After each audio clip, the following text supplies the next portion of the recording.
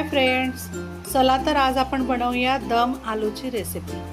बघा किती मस्त झालेली आहे भाजी आणि खायला खूप मस्त झालेली आहे, खूप टेस्टी झालेली आहे। तर तुम्ही पण बनवून बघा। त्यासाठी मी आलू घेतलेले आहेत, हे 1.5 किलो आलू आहेत आणि छोटे छोटे आलू घेतले आपण, साल काढून घेतलेली आहे। आणि आता थोडंसं मीठ टाकून आलू आपण छान उकळून घेणार आहोत। आणि उकळायचे असे आहे की अर्धे कच्चे उकळायचे आहे, आपल्याला पूर्णपणे नाही उकळायचे आहे। आणि आलू उकळून झाल्यानंतर बघा थंडे झालेले आहेत। आता थोडंसं तेल टाकलेलं आहे मी आणि त्यामध्ये आता आलू आपण छान फ्राय करून घ्यायचे आहे। चाळणीत काढून घेतले मी, पाणी निथळून घेतलेलं आहे आणि त्याला थोडे थोडे छिद्र करून घ्यायचे आहे। या पद्धतीने आलूला आणि छान तेल गरम करून त्यामध्ये आपण हे सर्व आलू फ्राय करून घेणार आहोत। मस्तपैकी फ्राय करून घ्यायचे आहे। जोपर्यंत आलू फ्राय होऊन राहिले तोपर्यंत प्लीज माझ्या चॅनलला लाईक करा, सबस्क्राईब करा आणि शेअर करा। तर बघा किती छान हे आलू फ्राय झालेले आहेत। या पद्धतीने आपण सर्व आलू फ्राय करून घेतले आणि त्याच कढईमध्ये अगदी थोडंसं तेलामध्ये आपण हे सर्व मसाला फ्राय करून घ्यायचा आहे। तर मसाला पेस्ट बनवायसाठी मी कांदे, टमाटर आणि लसूण पाकळ्या टाकलेल्या आहे आणि थोडंसं अद्रक टाकून छान मसाला भाजून घेतलेला आहे। हा मसाला आपण थंड करून मिक्सरमध्ये बारीक करून घ्यायचा आहे, पेस्ट करून घ्यायचा आहे। बघा या पद्धतीने छान आपण पेस्ट करून घेतलेला आहे।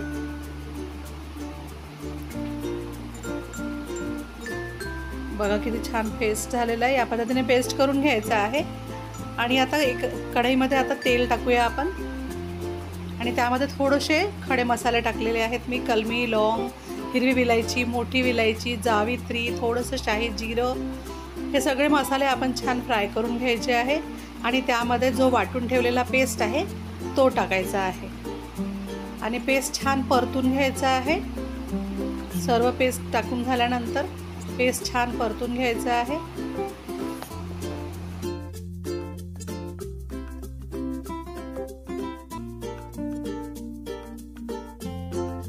पेस्ट चांगला परतून झाल्याच्या नंतर त्यामध्ये आपण चवीनुसार तिखट, मीठ आणि हळद टाकणार आहोत आणि हे मसाले छान आता परतून घ्यायचे आहे। मसाला परतून झाल्यानंतर त्यामध्ये 2 चमचे आपण दही टाकायचं आहे। दही छान फेटून घ्यायचं आहे।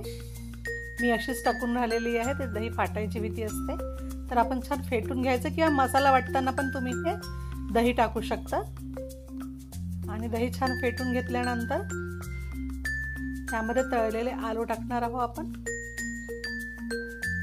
आणि छान मिक्स करायचं आहे। 2 मिनिटं छान शिजवून घ्यायचं आहे।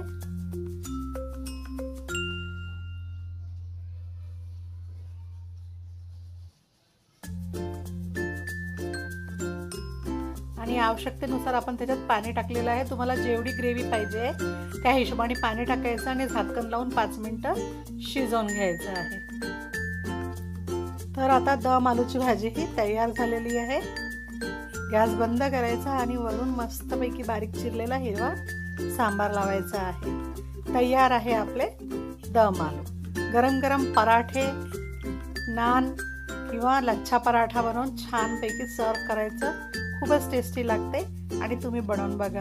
व्हिडिओ बघितल्याबद्दल खूप खूप धन्यवाद।